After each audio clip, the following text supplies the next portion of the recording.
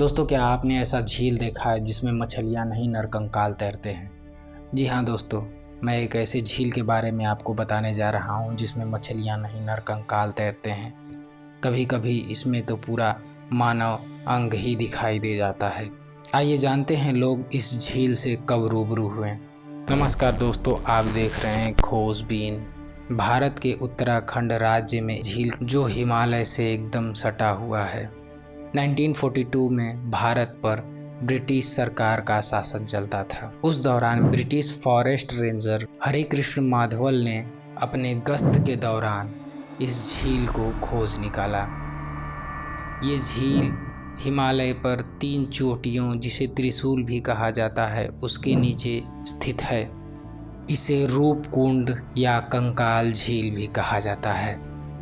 इस झील में लगभग 800 से ज़्यादा मानव कंकाल दिखाई देते हैं। जब लोगों को ये पता चला तो लोग अनुमान लगाने लगे कि वर्ल्ड वॉर 2 के दौरान जापानी सेना हिमालय के रास्ते से होते हुए ब्रिटिश सरकार पर आक्रमण करने के लिए जब आ रही थी तो हिमालय पर भारी बर्फबारी के चपेट में आकर उनकी मृत्यु हो गई। जब ये बात ब्रिटिश सरकार को पता चली तो उनके पैरों तले जमीन खिसक गई। वो आनन फानन में कुछ मानव वैज्ञानिक और कुछ वैज्ञानिकों को लेकर रिसर्च के लिए पहुँचे। रिसर्च के दौरान उनको पता चला कि ये मानव कंकाल जापानी सेना की नहीं है, बल्कि ये कंकाल वर्ल्ड वॉर 2 से भी ज़्यादा पुराना कंकाल है। तो फिर ये प्रश्न उठता है कि आखिरकार इतने सारे कंकाल यहाँ कैसे आए और ये किनके कंकाल हैं और कब से इस झील को अपना कब्र बनाए बैठे हैं। ब्रिटिश सरकार के रिसर्च के बाद जब भारत देश अपने गुलामी के बेड़ियों से जब आज़ाद, President of the Republic of India, Dr. Rajendra Prasad arrives to take the salute at a march past. It's the first anniversary of the Declaration of the Republic, and detachments of India's forces march down Delhi's Kingsway, so named after King George V's Durbar visit. Just back from London, Mr. Nehru watches. He's taking a lead in trying to solve the Korea problem, but close at hand, India has her own big problem, Kashmir. Till that is settled, India and Pakistan are dangerously divided.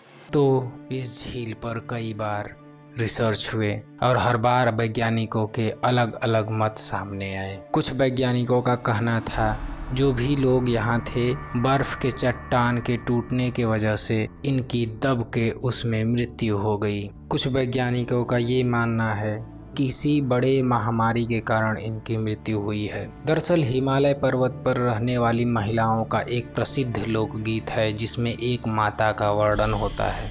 उनके गीत में माता यहाँ पर बाहर से आए हुए लोगों पर नाराज़ होती थीं क्योंकि सैलानी यहाँ आकर पहाड़ों की सुंदरता को खराब करते थे, जिससे माता गुस्सा होकर एक बहुत ही भयानक बर्फ़ की बारिश कराने लगी, जिसकी वजह से सैलानियों की मृत्यु हो गई। ईयर 2004 में वैज्ञानिकों के रिसर्च में ये पाया गया कि ये लोग जिनके कंकाल हैं वो सिर्फ एक देश से ताल्लुकात नहीं रखते, बल्कि ये कई अलग अलग देशों से आए हुए हैं। जैसे कुछ लोग ग्रीस से तो कुछ लोग साउथ ईस्ट एशिया से आए हुए हैं, और इनमें सिर्फ पुरुषों के ही नहीं महिलाओं के भी कंकाल पाए गए। और जब कंकाल की कार्बन डेटिंग हुई तो पता चला कि ये 12वीं से 15वीं शताब्दी के लोग थे। दोस्तों, अगर ये वीडियो आपको पसंद आई हो लाइक करें, कमेंट करें, शेयर करें और हाँ, सब्सक्राइब करना मत भूलें।